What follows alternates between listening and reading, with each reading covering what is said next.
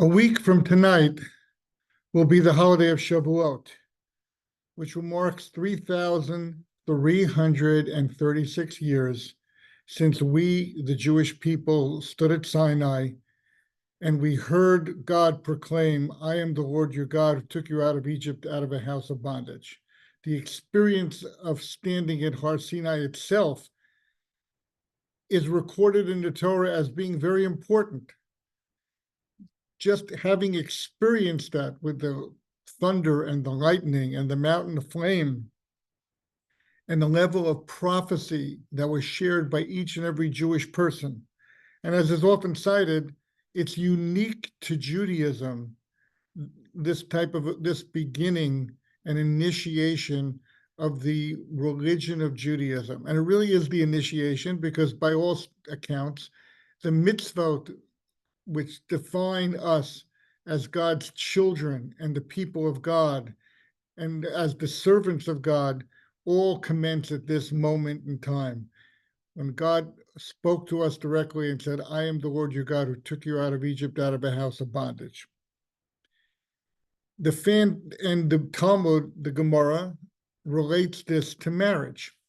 How is it related to marriage? It's an interesting analogy, but they say that the Jewish people literally stood like as if under a chuppah, and God was creating a bond, an eternal bond, which created an exclusive relationship between God and the Jewish people. And I just want to cite initially a concept that in Jewish law, the Talmud teaches us that a person is prohibited from getting married without seeing the person that they're marrying. And why would that be the case? After all, a person can appoint a messenger to go and betroth someone. A man can do that, appoint a messenger to betroth a woman for him. You could become married without actually being present. And that happens under undue circumstances. However, the rabbis say that it's inappropriate for people to get married without first seeing each other, without getting to know each other, because to do so would risk violating v'ahavta l'reacha kamocha, love your neighbor as yourself. Why? Because a person has to bring to a relationship a certain impetus, a certain openness to connection. And so too it is for the receiving of the Torah at Sinai. The Torah tells us that when the Torah was first presented to the Jewish people responded in unison, Naseh v'nishma, we will fulfill it. They accepted the Torah sight unseen, which seemingly, if it's a marriage, if it's analogous to a marriage, you could ask, isn't that a violation of the risk that maybe once we saw the Torah, it wouldn't be pleasing to us? And in fact, the Talmud does deal with that in a different situation. But the response of the Talmud is as follows, that the Jewish people already had a trusting connection with God, having experienced the exodus from Egypt, having the tradition of God appearing to Abraham and telling him, Lech lecha, leave your homeland, and God guiding the lives of the matriarchs and patriarchs of the Jewish people, and God bringing, as was foretold in the earliest days of the relationship between Abraham and God, that the Jewish people would be brought down to Egypt and they would be redeemed from there. Those experiences in and of themselves created a level of trust and a level of connection between us, the Jewish people, and Hashem. So we didn't really have to see beyond that. And although the Talmud has a story where one of the sages is accosted and said, "You're a reckless people, you accepted an agreement, you entered into a covenant, you entered an irrevocable relationship with God without knowing what it entails, so you're reckless people," to which Rava answers and said, "No, what do you mean? We have total trust. The trust is there. And once the trust is there, the details are the details, but they don't define the depth of the relationship." Now, we understand that there's two aspects of our relationship with God, which we typically refer to as Yirat Shamayim, fear of heaven, and Ahavat Hashem, love for God.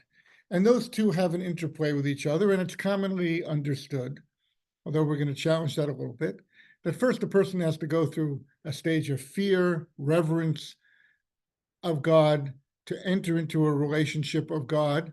And then a person grows in that relationship through the performance of mitzvot, through experiences that build trust and build connection, build relationship, to a point where a person can actually love God and there can be Ahavat Hashem. So first, let's understand something. Do you need both? Isn't one sufficient without the other? So we find in Jewish sources something very interesting. Rashi, on the mitzvah of V'ahavta et Hashem Elokecha, loving God, says that a person who fulfills mitzvot out of love doesn't even compare to a person who fills it out of fear. In other words, he's far greater. Why? Because a person who serves God out of fear, when it becomes too burdensome upon the person could set it aside and could leave the relationship. And that's where what Rashi seems to say is there's certain limitations within a relationship defined by fear of God. And those limitations can be overcome out of love and devotion and connection and a sense of yearning to maintain the relationship, even through thick and thin. And therefore, when a person would have every inclination to say that I don't care anymore, so to speak, it's just too difficult for me to remain in this unique, privileged, but doesn't seem privileged to me at this moment, relationship with God, I'm out of here. And what extends, or what the safety net that the Torah builds in to our relationship with God, is V'ahavta et Hashem Elokecha. You'll love God, place love in your heart in the course of building a relationship with God, because that will extend your endurance and your staying power and the depth of connection you have to Hashem. And of course, the flip side, there's a flip side too, that when a person serves Hashem only out of love, then when a person feels that love is waning or feels a sense of emotional indifference towards God, a person could walk out of the relationship then. And once again, the rabbis teach us that that's where fear, reverence, a sense of either fear of punishment or a sense of reverence for the sense that I live my life in God's presence and God is my creator, and it's not, God is not a part of my existence that I can ever choose to ignore. That kicks in at a certain point when love could fail the person, and therefore the two have an interplay with each other. And in terms of which one comes first, we see, depending on the sources you look at, according to some sources, fear of God revolves more heavily upon the commandments, the prohibitions of the Torah, the lo ta'aseh, and love of God revolves around the aseh, the positive commandments. So, for example, Shabbat has both a positive and negative aspect to it. So there's an element of, out of reverence for God and out of an understanding that God really did create the world in 6 days and rested at the 7th day. And God, therefore, prohibits me from not resting and from working or creating on that day, according to the definitions of Jewish law. So that creates a sense of obligation on my part to stay the course and to observe the Shabbat. And then, of course, on the loving side, there's the opportunity to spend a day in harmony and in dveikut and connection with God, where a person really feels as though I am the focus of the universe, in that developing this relationship with God is the most important aspect of all of creation. And therefore, by spending the Shabbat, by yearning to spend the Shabbat in proximity to Hashem, not distracted by anything else going on in the world, in tranquility and in peace and at rest, that's something which I look forward to each and every week of my life, and that's where the Avat Hashem kicks in. And in fact, if we look at the Siddur, you'll see that one in significant ways, we say toward the end of the daily prayers, V'yosim b'libeinu ahavato v'yiroto. It places the love of Hashem prior to mentioning the fear of Hashem. And other places, as I say, the classical source, it says Sur Meira Vase Tov, that in building a relationship with God, as Mesilat Yesharim seems to indicate, first, a person has to gain control of staying within the lanes of life that God has defined, observing the prohibitions, Sur Meira. And then once a person is able to manage that aspect of the challenges of life, then a person can embrace and grow through Asay Tov, through fulfilling the Ratzon Hashem, the will of God, in a positive way. But there's no question that it's not as though these are stages of a rocket that one gets jettisoned at a certain point and that Yira would become unnecessary at any time, or that Ava would become superfluous at any time, but rather in the course of fulfillment of the Torah, each of these two aspects of my relationship with God are meant to interact with one another, and they're meant to work together. Let's look for a moment at the mitzvah and the advantages of loving Hashem. And loving Hashem is hard to describe, but loving Hashem is the aspects of relationship to God that Shir Hashirim, the Song of Songs, articulates in a sense of two lovers seeking one another, feeling bereft when they're apart. It's in such things as the famous poem Yedid Nefesh, that my soul yearns for a relationship with God.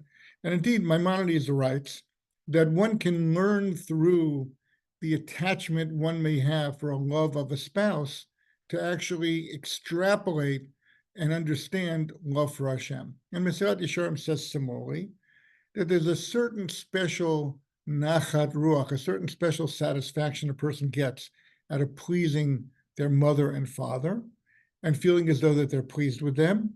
And he says, and this hints and points us in the direction of what it means for a person to experience love of Hashem. How is it manifest in actions?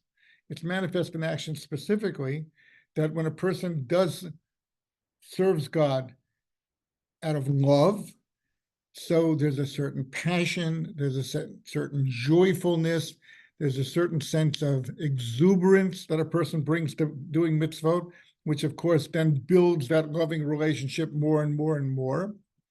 And the second aspect, which the sources tell us, is that when a person is close to God and fulfilling the Torah out of a sense of love for God, the person includes others and works hard to teach others and guide others and to see to it that God is beloved in the eyes of others, just as God is beloved to the person himself. And we see that in the life of Abraham clearly, where he wasn't a preacher, he didn't charge membership, but rather he had such an appreciation of God. He felt to himself as though my fellow human beings are missing out on the essence of life, the real joy and happiness and fulfillment that life offers them. Let me demonstrate to them what it means to live your life out of connection to Hashem. And he did so not by imposing mitzvot on them, but just by bringing them close, by teaching them to thank God, to bless God, to appreciate the fact that the world has a purpose to it. And in doing so, many, many souls, as the Torah says, aligned themselves with Avram, became part of his household, learned from him, and it made a real difference in the world. One example I cite all the time is that when Jacob comes to the well in Haran, and where no Jewish person has lived for 175 years, which is about right, the people acted in concert with one another. All the shepherds were waiting for one another to take the stone off the well, because there was a sense of camaraderie. There was a sense of chesed in the world, as compared to when Moshe goes to Midian, a place where Abraham never had been.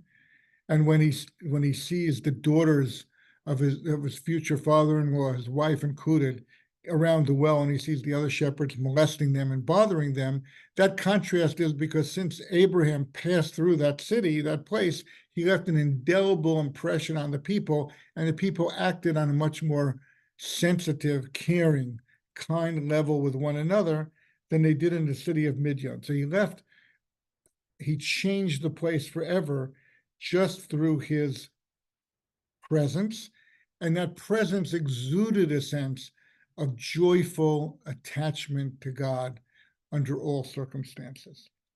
Now, when we talk about yira, about fear, so we have to understand that there really are three distinct concepts of fear, yira shamayim. The simplest, and when I say simplest, meaning the most rudimentary, is fear of punishment.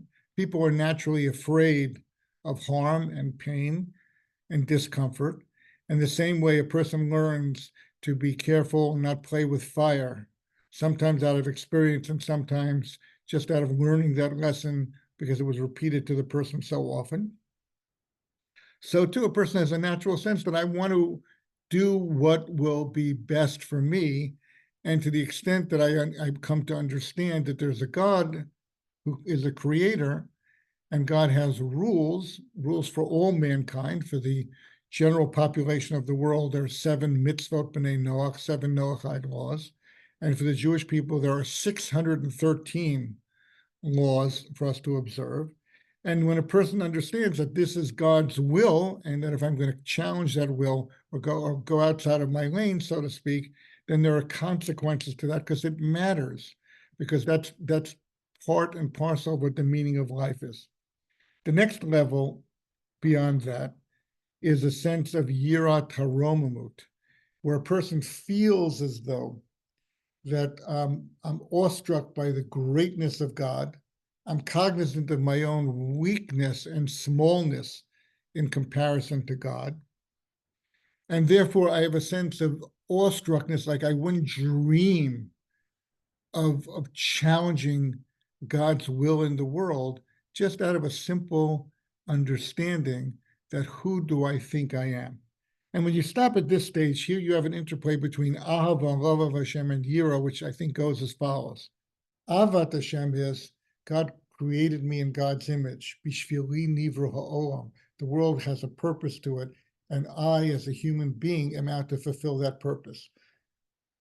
A grand sense of oneself, which inspires a person and brings out a sense of love and passion and enthusiasm. And the flip side of that coin is the sense of that Abraham expressed, Vanochi Ofor ve'efer, I'm just dust and ash. Who am I kidding? I have my limited time in the world, and during that time, there's suffering involved, there's pain involved, there's difficulty involved, there's tremendous vulnerability on my part involved. And therefore, out of cognizance of that, I also want to attach myself to God with the understanding that the more attached I am to God, the more meaningful my life is going to be, regardless of the circumstances of my life. And it teaches a person such thing as to be satisfied with their lot in life, because after all, this is what God is apportioning to me. And yet there's a third level of reverence to God, which is called Yirat Chet, which properly understood means as follows. Yirat Chet means not that I'm afraid of the sin itself, but I'm so enamored with my relationship with God, the thought of disturbing that relationship, harming that relationship, creating a wedge between myself and God causes angst and fear and pain in my soul. And that's deemed to be the highest level, so to speak, of reverence for God, where again, it's so intertwined with love of God that it's almost hard to separate the two. And I think in a good marriage, a person can sense the idea that I have a yearning to connect more deeply with my spouse, and I have a fear of disrupting that relationship and bringing pain or alienation or harm into that relationship, because the relationship itself is so valued to me. So at this level, yira, the sense of reverence and fear and concern, and ava and love almost become intertwined with one another, and it's not so simple to even separate the two. And I think that's where you see the notion that sometimes we say avato v'yirato, and sometimes we say, and it doesn't pick up us kol yirat shamayim kodem l'chachmato, that even more fundamental to me than my own basic intelligence has to be my fear of heaven, because otherwise my intelligence itself will go astray and will misguide me. So I need to be grounded and rooted first, you would say, Reshit Chachma Yirat Hashem, the first ray of intelligence and wisdom comes from fear of Hashem, because it creates lanes and demarcations within which I can function as a person.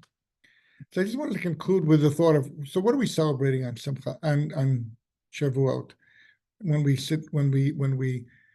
reimagine ourselves standing at the foot of Mount Sinai and entering into this unique covenant and relationship with Hashem. And we did so with exuberance, nasa v'nishma. We're ready to do, no matter what the Torah includes, just bring it on. We're your people, God, and we're ready to wrap our arms around the totality of the Torah, regardless of how demanding it is going to be. And then, of course, Nishma, and then through that process of fulfilling the Torah, we will seek to understand it and imbue ourselves with its values and every aspect of divinity that's contained within it, so that we can grow through the Torah and we can truly attach ourselves to Hashem. That's one aspect of Shavuot. And the other aspect of Shavuot is, as the Talmud tells us, that God literally lifted up the mountain of Sinai and held it over our heads, so to speak, or maybe literally, and said, either you accept the Torah right now, or you'll be buried here by the mountain of Sinai. And what's the idea of that? The idea of that is because God was saying, yes, I'm offering you something of immense value, and I'm here to guide you and teach it to you, and stick with you through thick and thin, and guide you even when you violate the Torah, and even when you abandon this heritage. I'll do my utmost to bring you back in line with that. God says all that, but God also says, if you don't enter into this covenant, there's no reason for the world to continue, because this is the reason for the world. And I just heard a quote from Jonathan Sachs saying, and it's a glib quote, but I think it can be very inspiring, that unlike the United States of America, which says that the essence is life, liberty, and pursuit of happiness, the Torah and God comes from the perspective of life, tremendously valuable, liberty, not being constricted by any human being, and pursuit of holiness, and pursuit of attachment to God and connection to God. That would be the Jewish alternative if we were creating a constitution for the Jewish people. We yearn for that opportunity to fulfill the reason of the world. And in that sense, that's what we celebrate. We're willing to celebrate Shavuot as a joyous holiday, as Zman Matan Toratenu, the time when the Torah was given to us, even though to an extent it was thrust upon us, even though we were threatened to take it. It wasn't a question of, it was the old mafia choice, I have a deal for you, okay? And the implication was, it's not a take it or leave it deal. It's a take it or take it deal. And we're ready to celebrate that, because after 3,336 years of experience, built upon the Exodus from Egypt, built upon the immense effort that God takes throughout history to preserve the Jewish people and to protect the Jewish people and to see to it that we have a place in the world, and built upon the joyful lives that we see, the content lives, the happiness, that we see people achieve through the pursuit of spiritual aims and goals, all that gives us the impetus to say, yes, it's man matan Toratenu. It's the moment when the Torah was presented to us, and we're ready to embrace it with the same enthusiasm that the Jewish people showed those 50 days after leaving Egypt, after leaving Egyptian bondage, after suffering so long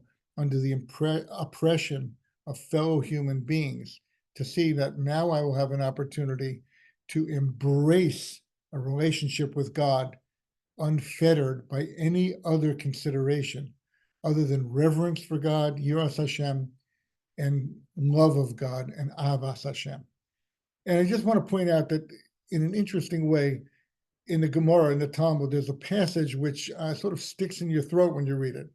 The students of Rabbi Yochanan ben Zakkai, when he was dying, they said to him, give us a blessing. And what did he say to them?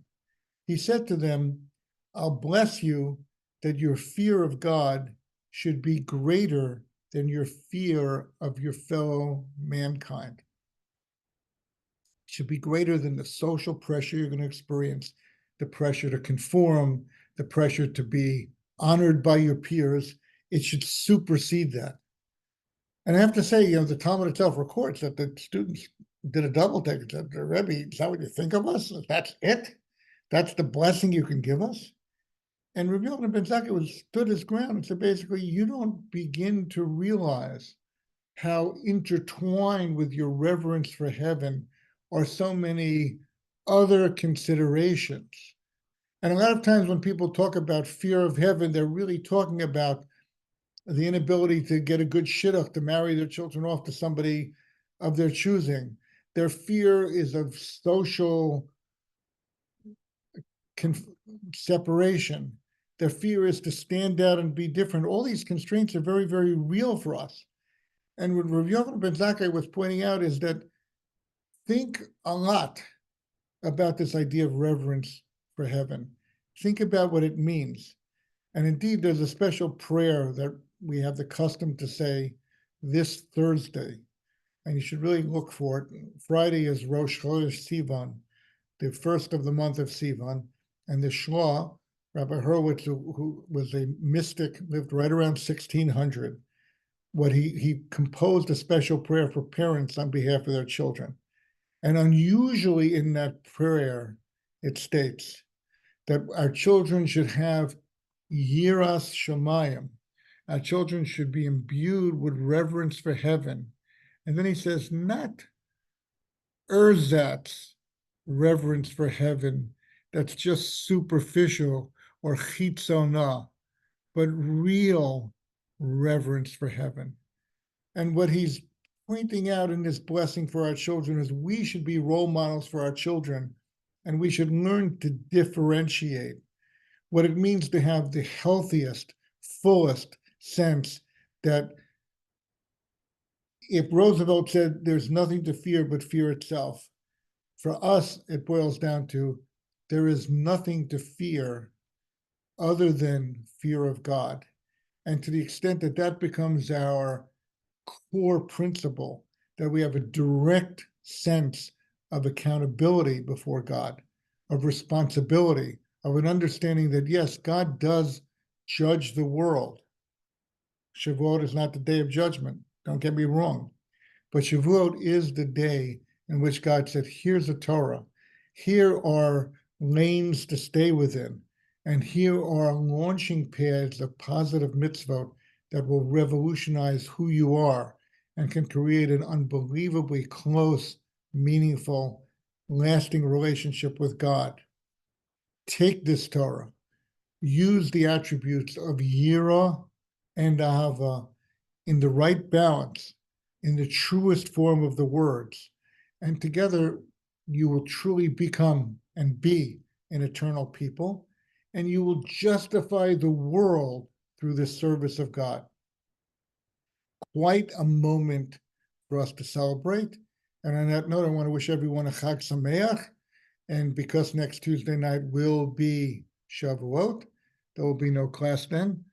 But Chag Sameach, we should all benefit from reliving and refocusing on the wonders and the awesomeness of Zman Matan Toratenu, the very moment when the Torah was given to us at Sinai, and when we, with open arms, accepted it.